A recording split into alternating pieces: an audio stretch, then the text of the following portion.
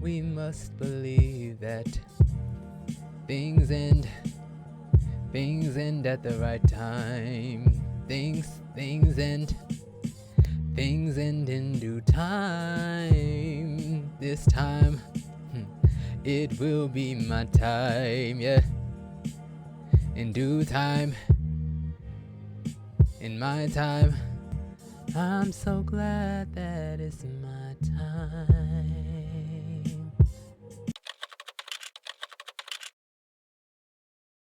Hello. Hello, Governor. Anyway, anyway, oh Lord, what is up, you guys? Welcome to the BIYG podcast. I'm your host, Stefan Simmons. Believe in your growth. Today, so I guess let me be transparent. I was wanting to get back into reading the Bible for a little bit now. And it's been a little struggle bus, but I've definitely been taking my precious time, which I shouldn't, but it is what it is. I'm going to extend grace to myself because I was reading it at the beginning of last year and not even just the beginning. Well, was it the beginning? I don't know. But I was doing really well and I got through I think 5 books. And so I'm proud of myself, but you know what? It's time to get back into it and edify myself, equip myself with tools and knowledge and wisdom and insight that can really transform my life if I let it. So, with all that being said, was I, I love to dive and delve into the areas where people don't really traverse too often. And for me, it's only important because oftentimes in those spaces, it's like people are missing good content, like the meat, of what it really takes to be a believer in Christ, what is required, what is necessary, oftentimes because we like to look at the big um exhibits and flaunting of, oh well, this is what you should and shouldn't do, but we don't necessarily, and I'm not, well, I group us all together, I will clump us all together. We tend to overlook or ignore the small thing, quote unquote, what we consider small anyway, because I can't remember where I saw this, but it tends to be majority of the time the, how would you say, the external thing that we can quickly and easily shame versus the internal thing. Like if we see someone committing a sexual immorality versus someone gossiping or someone I don't know, just something that is not balanced on the scale of human understanding, we'll do that. And I don't want to be that way because that's not an integrated lifestyle of a believer. That's not someone who has really sought the kingdom of heaven in all of its righteousness, because you're trying to divide and you're not rightly dividing. You're just trying to divide for the sake of, I can see this. That is noticeably wrong versus it's hard to distinguish, certain things and certain nuances in certain aspects. And I guess I say all of that because in Philemon, that is almost, I think, one of the things that, how would you say, is exhibited or is experienced. Um, I did a little studying or research here and there, and I kind of hate doing that because I never want to take on anyone else's opinion. But it's good to know, I guess, so that you can add value. What are people experiencing? What do people think about this? Like when God asked them, who do they say that I am? Who do you say that I am? Right? It's good to know when people read this book, what are they saying? And I think the common denominator, like the common theme that people were expressing, was that it was about forgiveness and reconciliation. And, I don't feel, okay, I don't necessarily feel led to share what I've been going through personally, but at the same time, I don't feel like there's a need to shy away from it. But maybe if it comes out, it'll come out. But either way, as I was looking at it, I began to see myself in Onesimus or Onesimus. I don't know how you would say his name, but it was the slave of Philemon. And so, as I read this, I mean, it's a very short chapter. It's only one chapter in the book. It's a letter, really. But as I read it, yeah, I began to see myself in the writing. And that is something that I love about God because, you know, when you really, it's like when you want God to speak, you need God to speak, or you desire to hear from God, you never know how it's going to come. It can come through a sermon, it can come through nature, it can come through the written word, it can come through someone, a prophet, or someone who they just feel something when they see you, or you just never know how it's going to come. And so for me, that just, it kind of touched me because earlier that day, it was yesterday, um I was just going through some things and venting with God and talking about, how some of the situations that I'm going through is making me feel.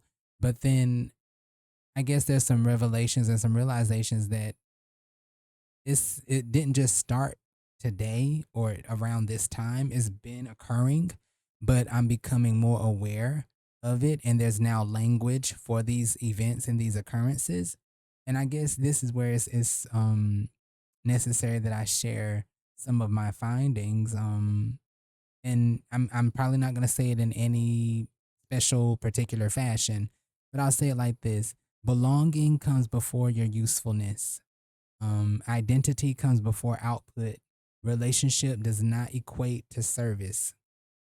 Um, God should be, I guess, and I'm still trying to equip myself fully with the understanding of these things, but it should be God, the person, and then the gift. It should never be the other way around, where it's the gift first, or you're serving people first, and you're just giving, giving, giving for approval, right? And then that makes God happy, and then you're the last. You're last on that list. It should never be about that.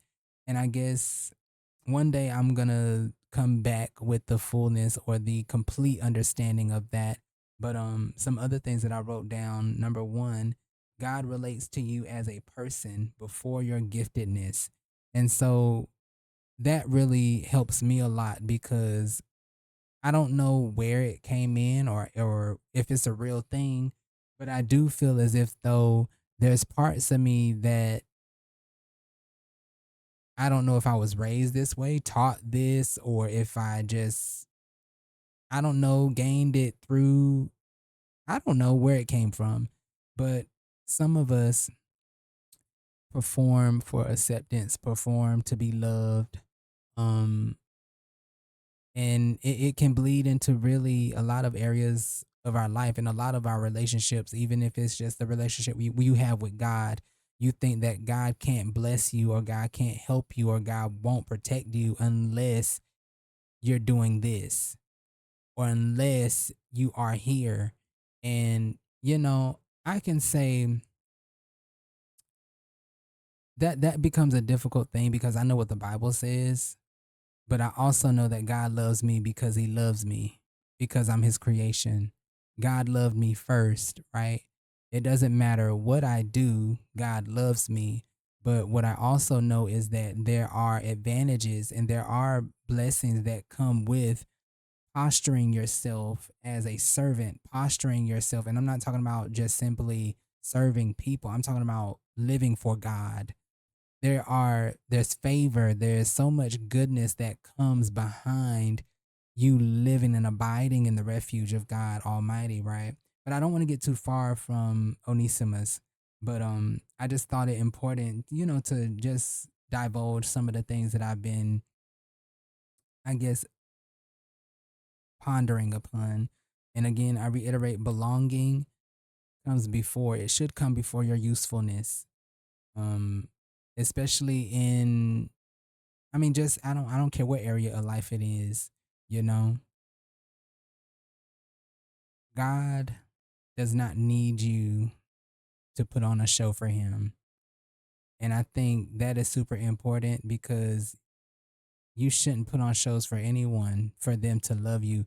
You as a person is worthy. Your wholeness, who you are, without the I don't know, the value that you bring to the table. You, simply because you are you, matter. No gift, no whatever, no additional things. You simply matter. And so to me, as I see Onesimus and as I read Philemon, I had to go back to that thing. And I guess I'll read some scripture right now. I read through the whole letter, but it was really specifically that portion of it that stood out to me, which I think is what verse it starts at verse 10. Philemon chapter 1 verse 10, and I think I go all the way down to 17. So let's at least read that, right? So my request, verse 10, my request to you concerns my son, of whom I became the father while here in prison, Onesimus. And so here we've already established relationship, right? We're not talking about position. We're not talking about the gift or the lack thereof. We are establishing connection, a belonging, right? It not being about anything other than I have a love for this person. There is something I don't really know how to fully communicate that, but that there was that was just established. Paul's confessing his love for this individual because their life matters, who they are matters, right? And so obviously he's saying father because apparently he has brought, I'm assuming, Onesimus into the faith, because Paul also said in another instance, you will have a lot of teachers, but you will only have one spiritual father. And so I just assume that is the same sentiment here because Paul, I don't know if he was married or not, but I don't think he was biologically anybody's father. So it just makes sense for context. Anyway, verse 11, his name means useful. And although he was once useless to you, he has now become most useful, not only to you, but also to me. So that in returning him to you, I am sending a part of my very heart. I would dearly have loved to keep him with me in order for him to serve me in your place while I am in prison because of the good news, but I didn't want to do anything without your consent, so that the good you do for me may be voluntary and not forced. Perhaps the reason he was separated from you for a brief period was so that you could have him back forever, no longer as a slave, but as more than a slave, as a dear brother, and that he is, especially to me, but how much dearer he must be to you, both humanely, and in union with the Lord. So if you are in fellowship with me, receive him as you would me. And if he has wronged you in any way or owes you anything, charge it to me. And so to me, as I began to read this, um, I think it just sparked it lit a fire in my heart because again, you know, I think my spirit could detect something that, like, again, I say I don't have language for.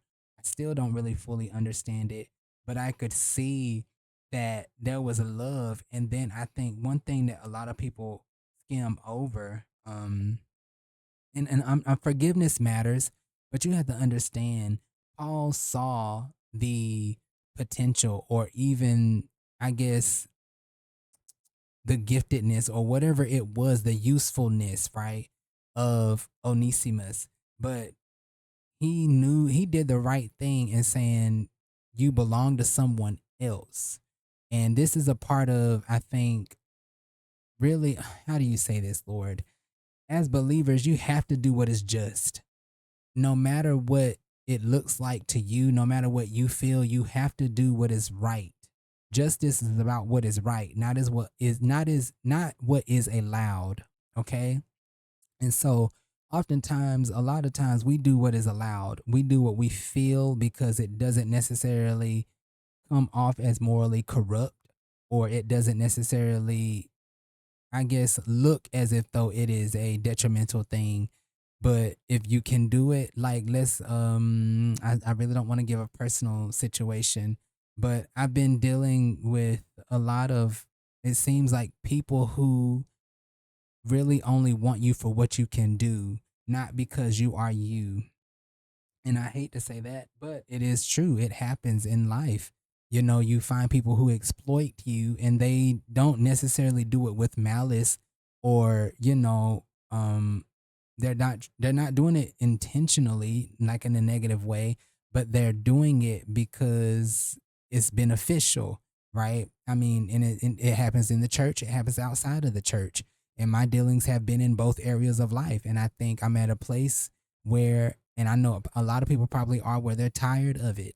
You're tired because you are more than what you do or what you offer. You are enough.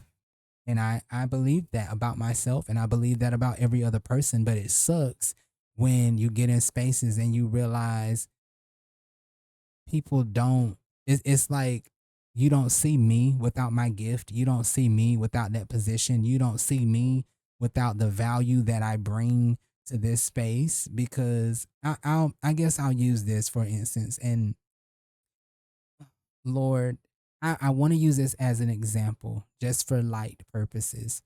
So I I know that I'm very gifted. I know that I'm very special. Let's just leave it there. I know this. This is something God has revealed to me first and confirmed through man. But yet and still, I'm a person. My personhood, my dignity matters, right? Um I think some people, they fail to realize that, because, like, again, we talk about value. We talk about, oh, I need to get this done, and you're so helpful to this. I might be, but yet sometimes relationship matters more than usefulness. Relationship is much more important than, I'm just trying to think. I don't know, but relationship is super important. And I think oftentimes people don't realize you're extracting more than you're depositing. And when I go places, I already know, what I offer. I'm just, I, I wish I could really put it into words for someone to understand. But I'm also trying to bring, I think, what was revealed to me, and how I think God was just kind of giving me healing through exposure. This situation, it happens today, right?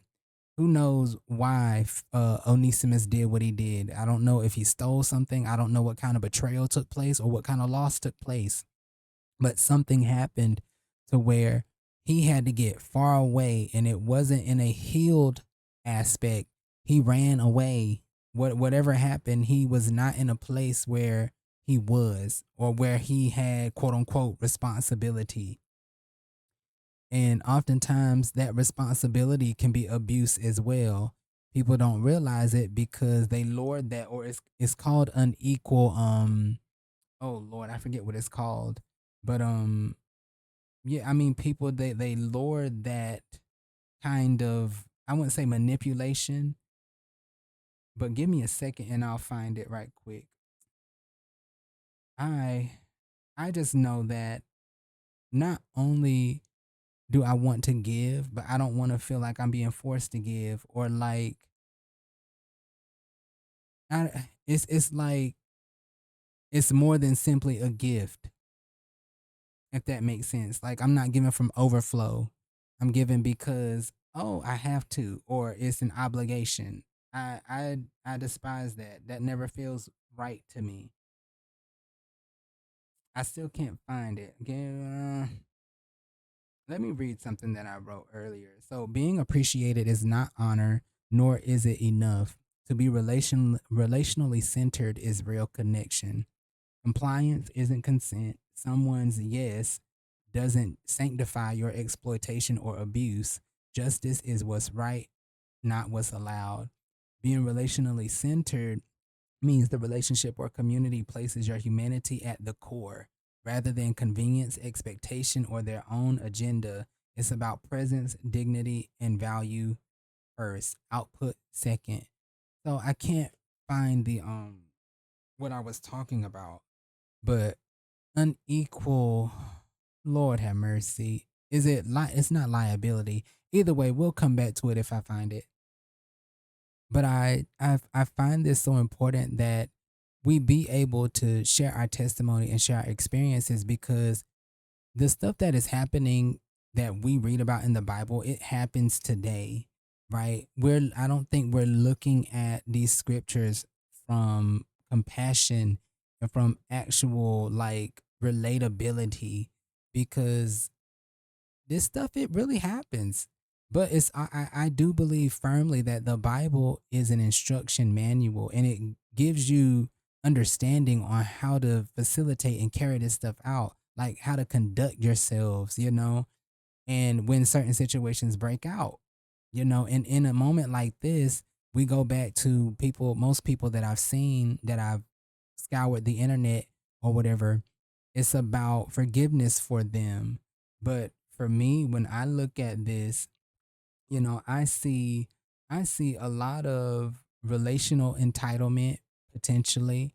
I see ministry that extracts instead of honors, and spiritual utility, utilizing something because it is, I wouldn't say necessary, but because it's helpful, it could help. And Paul said about this young man, he could really benefit me, but he doesn't belong to me, he belongs to you, right? And though Paul, he had the authority, he had seniority, he had a lot of stuff, and he could have literally just, I mean, I wouldn't say kidnapped, but he could have demanded that Philemon allow him to use Onesimus, but then he also could have demanded on the same coin that Philemon forgive Onesimus, but instead he gave him the option to exercise his faith, to actually show that he is a believer, because really that's what it comes down to when you speak in truth and love. You give people the benefit of a doubt, and you also present them with opportunity. You don't force them. You don't make it, you don't say it is your responsibility to. You continually give them the decision, give them the choice to make. You don't guilt trip people into it. And I mean, we're overlooking some of these small but key things within this passage that is happening. But that happened. That happened. Paul denied himself, even though Onesimus could have been very helpful. So there was humility there. But then there was also the fact of the matter, Paul did not over impose his seniority, his authority in the spirit, or anything over Philemon, or even over Onesimus.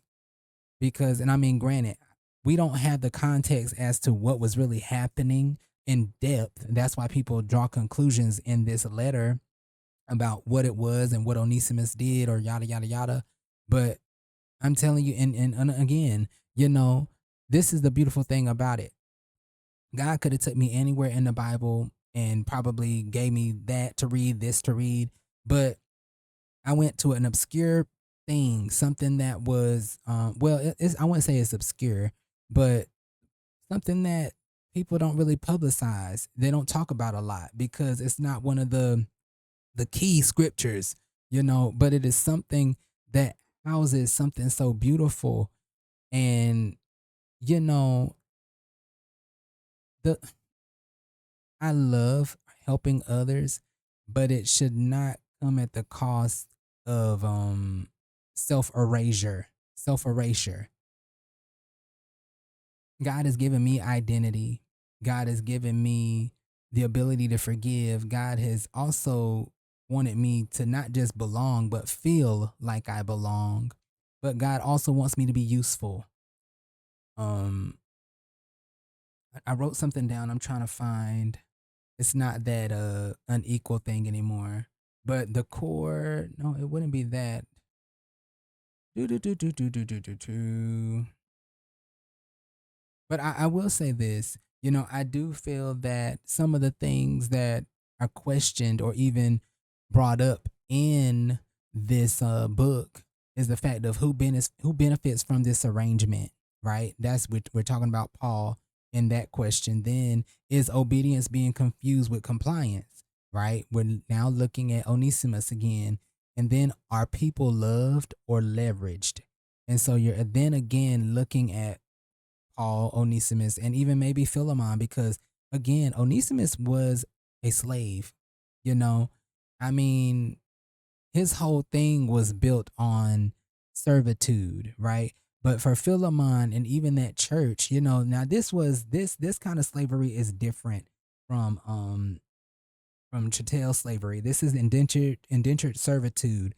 But that's even the thing right there. You know, these are Christians. And so for them to not have the level of grace for Onesimus, even before Paul was introduced to the situation, that right there is kind of questionable. But you see how the grace of God works, because sometimes people are just immature, right? And I don't care who you are. There are people who have been in the faith for 20 years and they're still immature. There's people who've been in the faith for 5 years and they're more mature than those who are considered elders. But at the end of the day, it is about, are you willing to grow, and are you willing to integrate what is being taught, what is being spoken about, what is written into your first response and your second nature. And so, to be challenged with how you're dealing with something, that is important. That is necessary. But that's what Paul did with these people. And again, we don't have all the backdrop and the background of what was really occurring, what was happening at the church in the house of Philemon, and even with all the people that were there. We don't know what was going on, but we can only we can infer, or we can just make our own guesses, educated guesses, or even ignorant guess. But beyond the smaller things, the things that are not discussed, we look at what is. We look at what is. But yes, you also realize is that in a lot of this, what Paul exemplified, it's that it shows that it's okay to slow down. In what way? Efficiency, right? Onesimus could have helped out the ministry. Onesimus could have been helpful in a lot of ways for Paul, but Paul was humble enough to be like, you don't belong to me. I love you, and I'm glad I brought you to Christ, and I now consider myself a father to you, but yet and still you ran away from something, and I'm going to stand in the gap for you because I love you. There is relationship here, you know. That I mean, that level of love, putting yourself on the line for potential fault, you know, I mean, demanding relational integrity over results.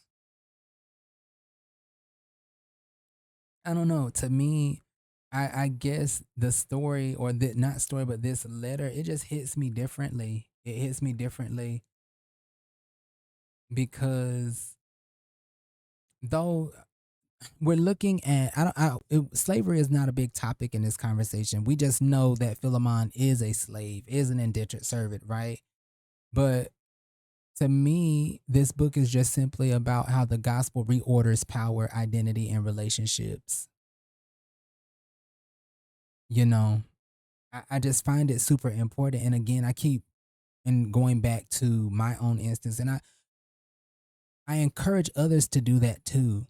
Not to taint the word with your experience, but to see your experience side by side with the word, your walk, like putting yourself in these people's shoes when it is happening, or as you're reading about it, like how did you feel? What did you feel? Imagine how it made them feel, like the empathy, the sympathy, all of this stuff that it gives you a deeper revelation or understanding at least. Like I don't know to what is being conveyed. You know what I'm saying? But I mean, forgiveness is a core theme. I'm not gonna say that it's not, because Paul talks to Philemon about forgiving, and if he owes him anything. But there was something that I kind of want to read in the Bible, because it was in parentheses here. It was verse. Let me read verse 17, but it's in verse 19 in my book anyway. But I'm gonna go down to verse 20. So Philemon chapter 1 verse 17. So if you are in fellowship with me, receive him as you would me. And so these people, I'm giving context right quick. These people, they revered, honored, um, they knew who Paul was at this point. And so most people who do that, sadly, they worship these people. And I hate to use that word, but they do. I mean, we have people in positions and they're not just honored. Because honor is not simply admiration.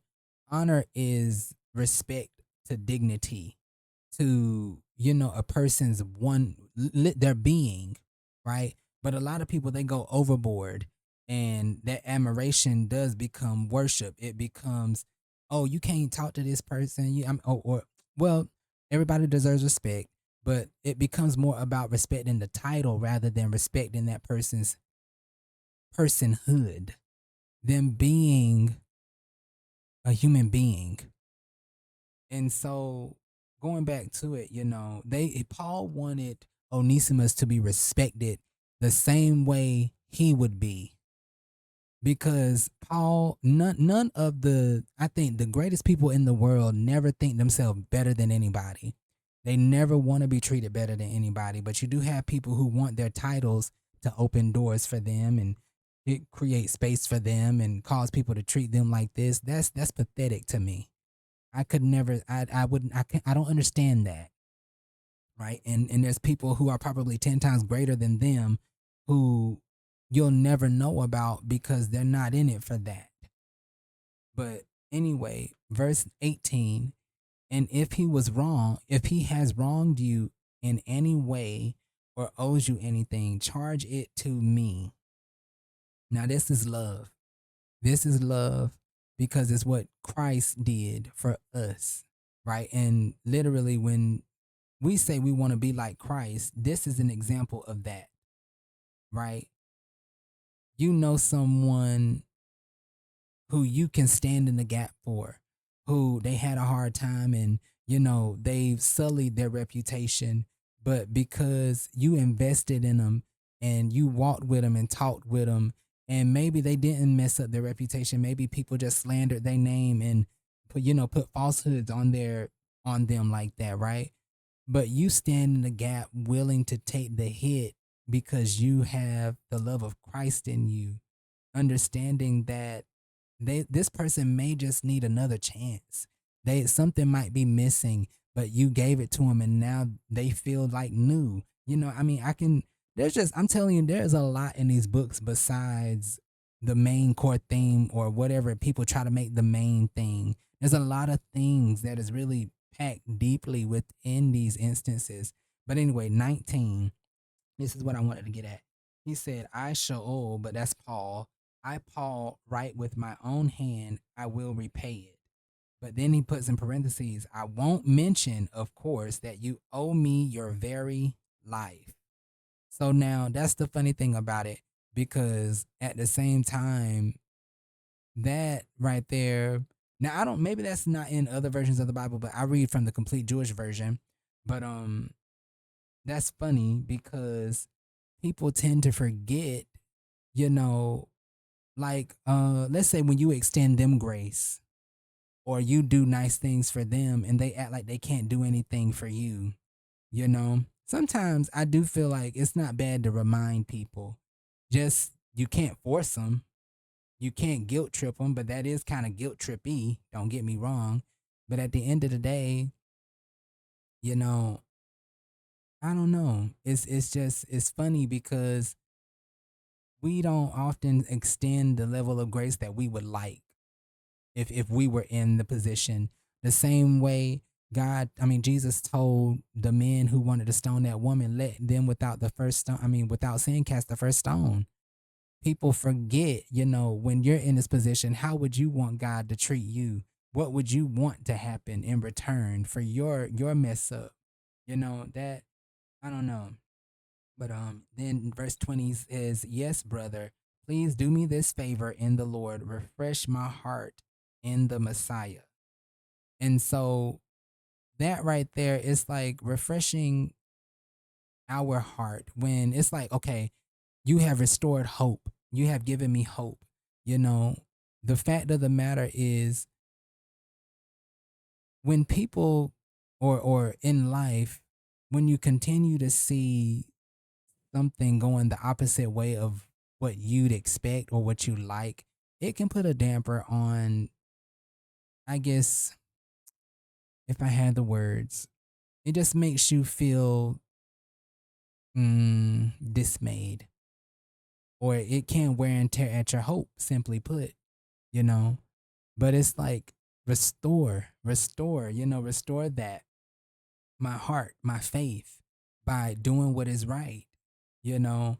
And we have to realize every time that we set ourselves up, align ourselves in the way of doing what is right, not what is allowed, somebody's hope, somebody's faith, even the non-believer will begin to question. And I don't care whether they call it religious or not, right? If someone looks at me and says or asks, "Are you religious?" Most times, people don't. That's the hard thing, because I was talking to someone else about this as well. But people are not just acquainted with Jesus.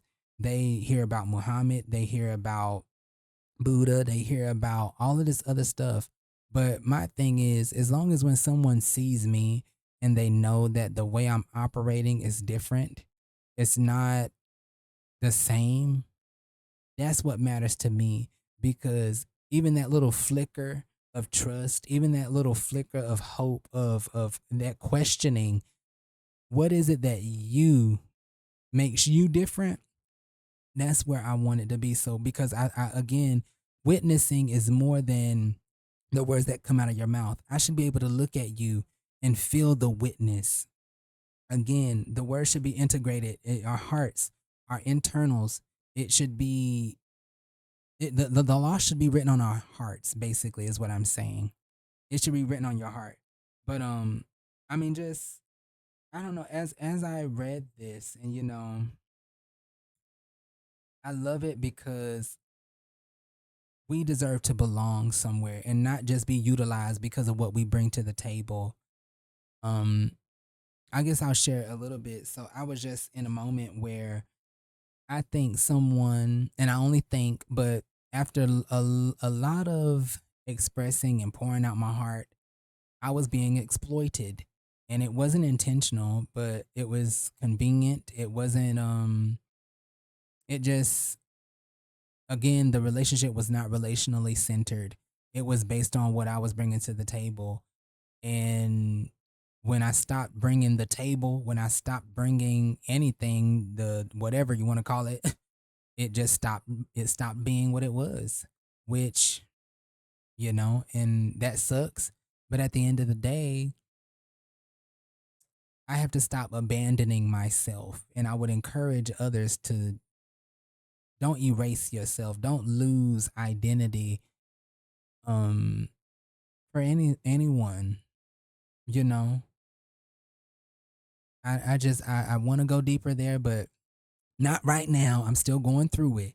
But you are somebody, and the boundaries or whatever you have to put up in place so that you can continue to honor yourself, because you have to you have to be the first example of how to treat you first, you know.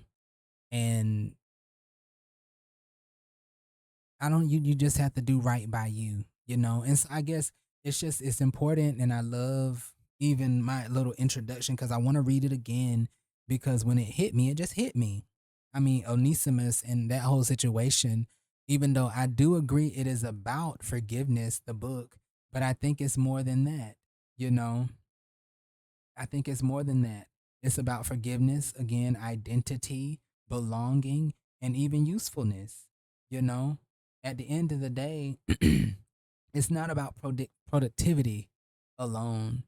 It is about being in alignment with God's purpose, you know? And I think you should be transformed first. And then that creates a space of you belonging. And then that belonging pushes you into obedience. You know, it should never be the other way around where you're simply doing something and then you belong because of what you're doing. That that's not relational. That is performative. Um and I don't wish anyone be caught up in a relationship based on the performance, based on, like I said, what they bring to the table, because that's not real relationship. That's not real love. That's somebody benefiting off of your effort, your convenience, your value, rather than them having this appreciation, and not just appreciation, because again, appreciation is not enough on its own. It's not. There's plenty of people who can, find value in you, encouraging them, liking and watching and supporting whatever their content, right? They appreciate you, but the relationship, I'm trying to think how to word that. Like, they don't see you as a person. And that's not everyone. I'm just, you got to think nuance, but I'm just saying, in some instances, people only extract. They only extract, but you ought to set yourself up in places and give and pour intentionally in spaces and places that create safety for you. They create this sense of belonging. Like, even if you couldn't do that ever again, if you could never write another book, if you could never sing another song, I would forever be here for you because you are beautiful and you are a child of God. That level of, I think, acceptance and commitment, quote unquote, even simply belonging somewhere, it's undisputable. It's undeniable. And one day I'm gonna see how that feels. I'm gonna experience it because, but besides the relationship that we have with God, Jesus Christ, because God does accept us, flaws and all, but yet and still, God said that it is not good for any man to be alone. And so I know for a fact that if God is doing that for me, He wants someone in the land of the living to also be a representation of that love for me. I believe it and I know it to be true. But I mean, I'm trying to hope that I covered everything. Well, I'm trying to hope either I did or I didn't. you know. But let me see. I guess I'll try to find I'll try to find what I was talking about because it needs to be balanced. Our interactions need to be balanced. And I'm not saying that it's going to be that all the time. Again, there's nuance, but you should be around people who they're not trying to get over on you or trying to, I guess, enforce, not enforce. I'm gonna find it in just a second because it is super important. Excuse me, I'm sorry. It's just super important that we're in relationship with people who are striving to be mature, striving to not just have their way, not operate selfishly, you know. And I think again, that's another one of the things that was subconsciously mentioned in this letter. You know, Paul being upfront and humble enough to confess that he would love, to get the benefit from the relationship that he has with Onesimus. But yet and still, Onesimus was not his. you know. And so that was the thing, he denied his own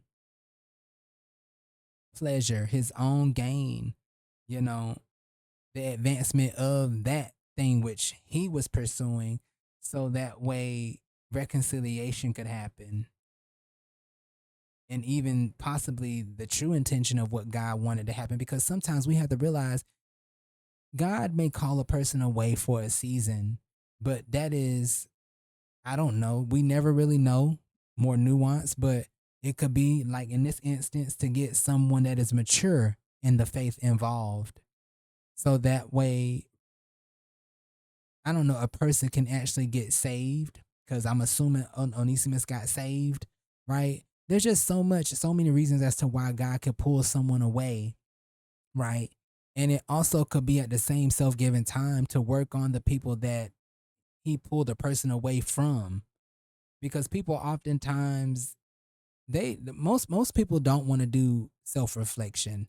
They don't do it voluntarily. Most of us, anyway. I love self reflection. I couldn't see me going through life thinking everything was everybody else, or even just being that oblivious. I just couldn't do that. But I found it. It's called unequal leverage. Unequal leverage. And so I'm not too, again, I say some of this stuff because I'm learning language for what I'm experiencing, because all I know is how it's making me feel.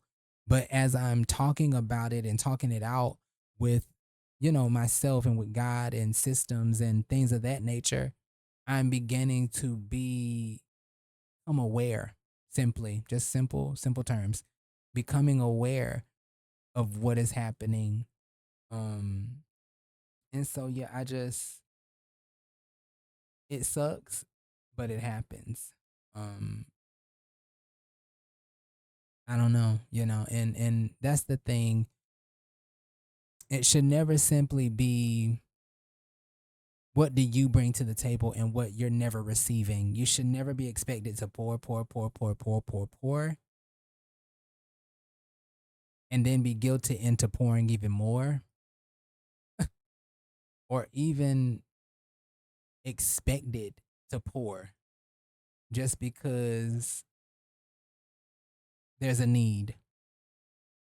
Um, because that's the funny thing now, Onesimus is coming back, and he won't be considered a slave. He's going to be considered a brother. So I don't know what kind of debt. Maybe it was the debt that initially got him there as an indentured servant. Maybe it was something like, again, Paul mentioned or said, I don't know. Basically, he insinuated, I don't know what it is, but charge it to my account. Again, Onesimus could have did some kind of betrayal, which probably maybe leaving or something before that, the loss, whatever happened. Maybe it was simply him being entrusted to do a service and him running away for whatever reason he ran, that caused a lack of in that role, right? Or it could have been, I don't know. We you can only imagine because it doesn't really fill in the blank. But yet and still, I thank God for stuff like this, because it's real. It's real. And it gives me something to be able to look for and hope for, that I'm going to be in a space and it not be about my singing, it not be about me expressing, yeah, the best parts of me. What, I wouldn't even say the best parts of me, because before all of that stuff, I am the best me. I am loved. I am wanted. I am enough. If you never get the inquisitive side of me, if you never get the person who sparks debate or sparks questions, if you never get the person who can sing extremely well and do all kinds of things and who's anointed to have, I mean, simply just because my presence is there, like if none of that ever happens, I'm enough, you know? And so and again, this is why we also have to be honest, and I know I recognize this a lot of times. Most of us, we speak from our own wounds or our own experiences, but I do think that in a roundabout way, this is mentioned. I do think it's mentioned, and I do want to explain a little bit what unequal leverage is. Um, but unequal leverage exists when one party has more power to define outcomes than the other. For example, a leader controls access, visibility, or approval. A community controls belonging. An employer controls survival income. A spiritual authority controls moral legitimacy. In such cases, saying no carries consequences. Saying yes feels safer than resisting. And so Paul recognizes this dynamic in Philemon. Even as an apostle, he refuses to use spiritual leverage. Though I am bold enough in Christ to command you, yet I appeal to you on the basis of love. And so, again, like I said, that's humility, right? He didn't overplay a rightful hand that he has, but he gave and he expected from Philemon to express believer, show the fact of, are you a child of the Most High God? Because if you are, then I can expect this from you. I can expect you to operate within this understanding because you are my brother. We are one and the same. We believe the same thing. So this is why I'm coming to you like this, as equals and not as a leader, because you are a believer. You are one with the Most High, you know? And so that to me is super important because it's not simply just about forgiveness. This book it shows leaders how to be leaders. It shows servants how to serve. It shows people how to not be abused and manipulated or even, not perform for love, because that, like I said, it happens inside church and it happens outside of the church. You know, it shows, I mean, there's a lot of things that are uncovered here that I feel a lot of people probably don't read into because it requires self check. It requires you to go beyond, because forgiveness is such a commonly talked about thing. And, we need to start talking about how do we get to a place where we don't have to forgive people because we transgress so much and we don't care how to prevent it. We don't want to stop that kind of stuff from happening. But and I know that probably doesn't make a little sense because there's always going to be someone who is offended somewhere at some point in time, but yet and still there are things that can stop people from having church hurt, um gifted people who are gifted from being wounded. There's so many things that can stop a lot of this stuff from happening. And then it's like, okay, now how am I contributing to it? Paul here did not want to contribute to, I guess, how to use he knew the right thing to do. Even though he saw again how it would benefit him, he just stayed in his place. He stayed in his place and he sought justice for their relationship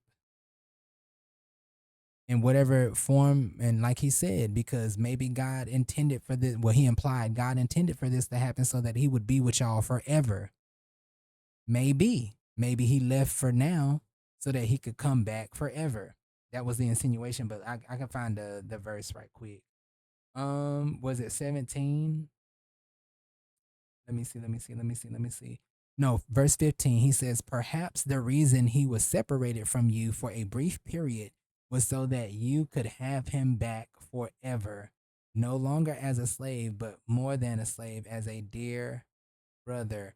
And so again, like I reiterated, now granted, in this case, I'm assuming Onesimus was not saved and God separated him or allowed him to be separated or whatever happened. God used it to save him.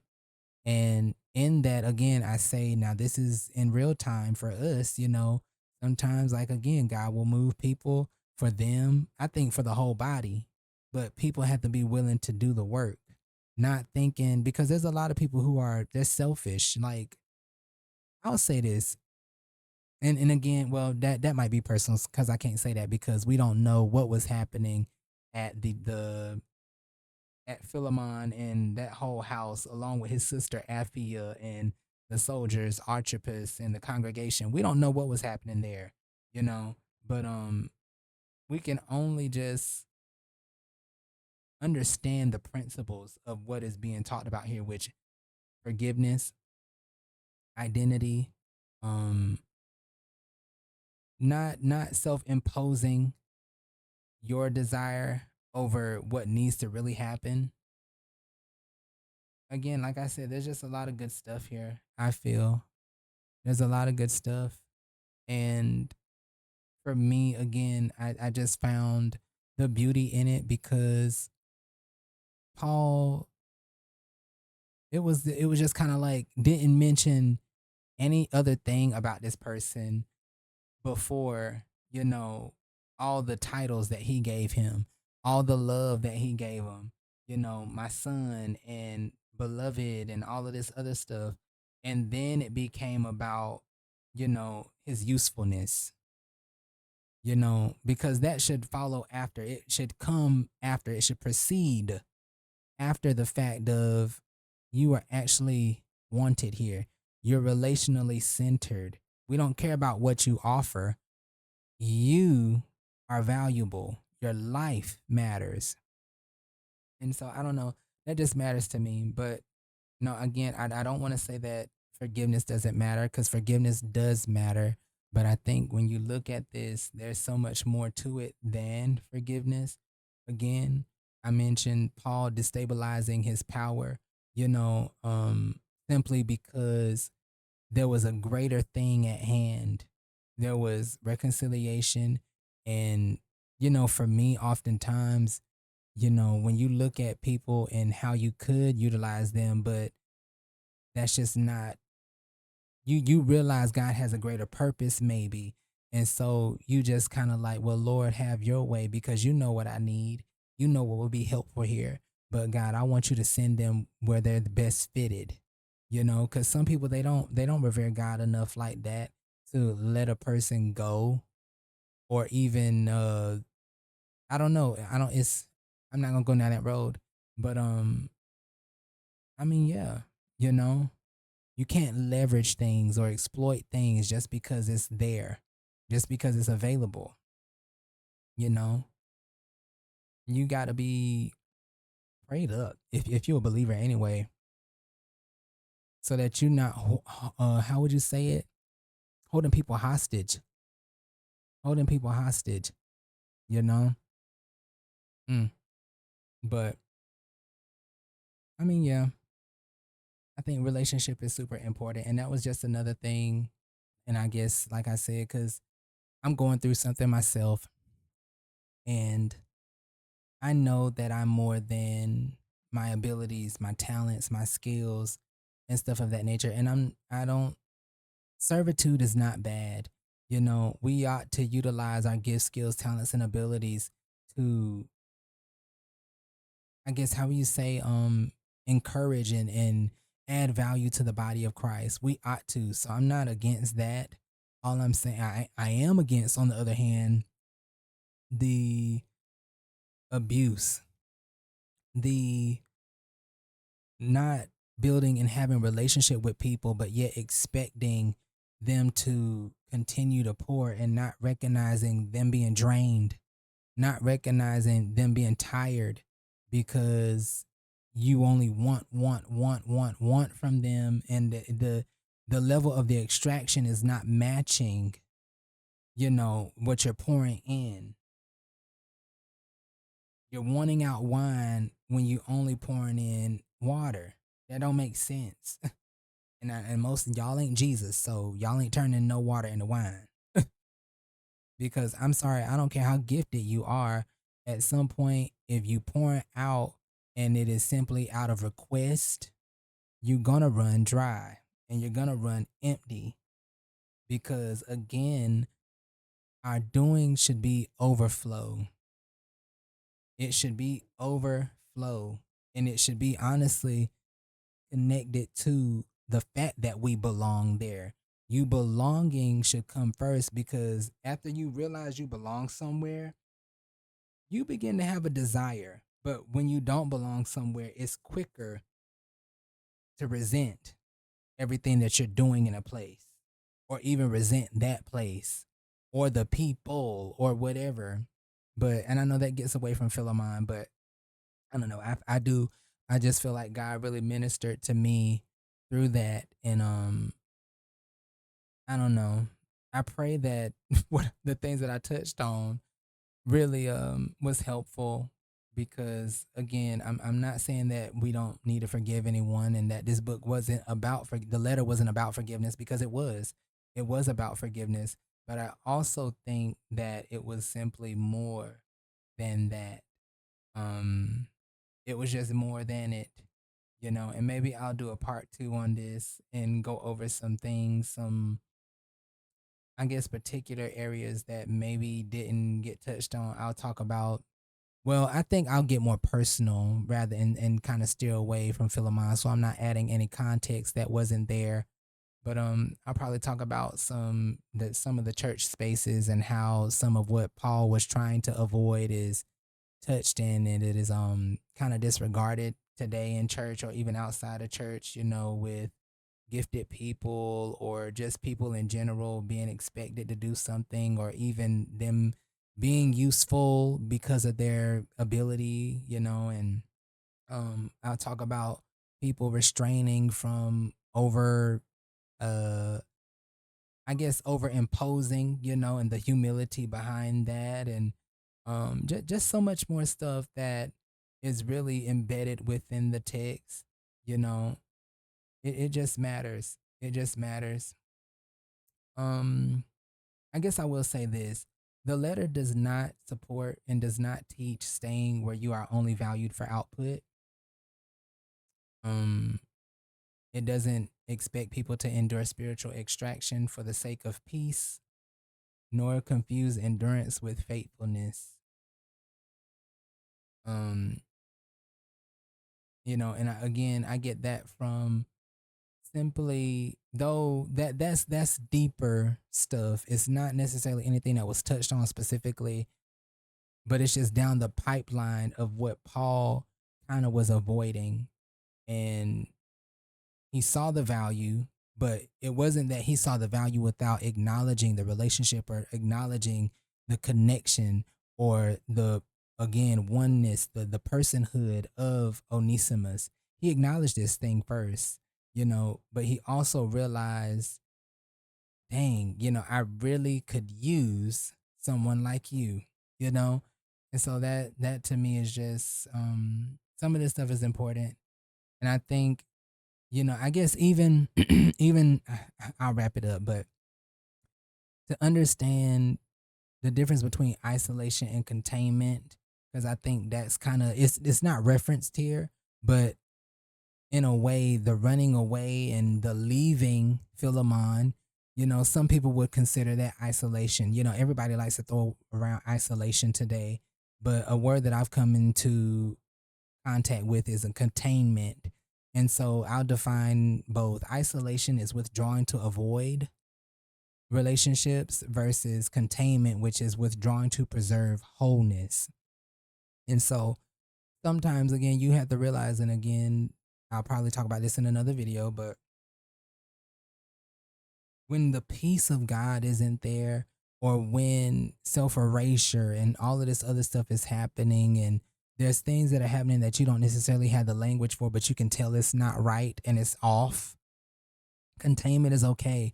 Jesus oftentimes withdrew from crowds because they wanted from him what was not time, they wanted for him what was not written. And so that's when he containment the situation, rather than isolating himself. He did withdraw, and he did withdraw alone. He did also oftentimes, I think, withdraw with his people, but at the same time, he knew how to withdraw. And so I think, instead of calling it isolation, we need to realize that people are withdrawing, but then also come into a better understanding that they're containing the situation. They're containing I don't know if containing would be the right word, but they're preserving the anointing. They're preserving what God is, in the instruction God has put within them, right? And then also, a person may not know why they're doing what they're doing. Again, i.e., maybe for this sake, we go back to verse what 15, and I would love to say maybe God called him away so that he could save his soul, but we don't know. But I can only imagine because I know God did it for me, But perhaps the reason he was separated from you for a brief period was so that you could have him back forever, right? And so, yes, forever in the now, but I also believe forever in eternity, And so that is why sometimes what people see in the physical realm ain't always because people speak from their flesh, whether most people realize it or not. Most of them are speaking from their flesh and they consider it wisdom because I don't, well, I hate to say it, but they're carnal. They're carnal. And sadly, we can't fight the carnality that is within us. We are people and creatures of habit, right? What we see, we have more language for than what we don't see. And so it's easier for us to draw a conclusion based on, the finite understanding and the capacity that we hold versus going to God about a situation and then speaking. Most of us have not practiced that muscle about going to God first and then speaking or even shutting your mouth because that's powerful too. But in situations, sometimes, again, I reiterate, people consider something to be isolation versus containment. And I'm not going to say everyone is containing the situation. I'm not going to say that. I'm not going to say everyone is isolating. But I do know that in some certain instances, you have to preserve the righteousness of God and distance yourself because sometimes, again, I use this word again, but some people are extracting and they're not, it's depleting that person. It is causing that person to become a king when God didn't call them to be a king. God didn't say that, he needed you to go do this and slay 10,000s and thousands and do all this other stuff. Jesus had a purpose and he had to fight to not become what people wanted him to be. I mean, that is an everyday fight, not abandoning yourself. The purpose that God has for you, you have to fight for that. And so, and I mean, I know some people gonna be like, "Well, how did you get all of this from Philemon?" Well, I did, I did, because at the end of the day, this stuff is happening. What Paul demonstrated is happening. But there are people and leaders who are not, they're not denying themselves the pleasure of doing, I don't know, doing what is just. They're not denying themselves that. Paul did. Paul did. It's a great example of what leaders need to be doing, not overimposing and not playing the I am this card, I am that card. I can tell you to do this, I can make you do this. But he let them choose, which God is that's all God does is give us free will. Show me that you are a believer. Show me. Jesus said, if you love me, do as I command. That's if you love me. So you have a choice. But you can't say you love Jesus and you're not doing what was commanded. But that's another conversation. So I'm gonna end here. I done went way longer than I wanted to, and I feel like I was repeating the same thing over and over. But point is, I pray that I'll be able to give this testimony, and I already put this out there. I want no one to be offended, but the thing in this lifetime, we go through things with people, and some people are going to have to swallow their ego and their pride. Even myself, there's been people in my life that I have hurt, and if they tell their side of the story, I'm not going to be the good guy. But you have to be okay with that because it is for the glory of God, the building up of the kingdom. And so, that's just something that the storyteller has to get over. And that's also something that those who inflicted X, Y, and Z or caused or whatever, they have to get over that as well. But I'm prayerful that I can tell because I do feel just like Onesimus. I really do. I feel like Onesimus. And though granted, I'm not talking about I don't feel because I do feel saved, but I just feel like in that one little sliver, that one little instance where Paul, he saw he saw the giftedness, but he honored the dignity of the relationship, where he actually belonged. Um, I don't know. It's just a lot. Anyway, I'm a dig deeper into it and prayerfully something made sense. Anyway, remember to stay positive. Keep that with you. Spread it wherever you go. My name is Stefan. If you didn't know, with all that being said, love yourselves and love others. Please love yourself first, because if you don't, you definitely not gonna know how to love nobody else. Oh my Lord, have mercy. I mean, the way you treat people, it shows what you think about you. But I'm out. Later.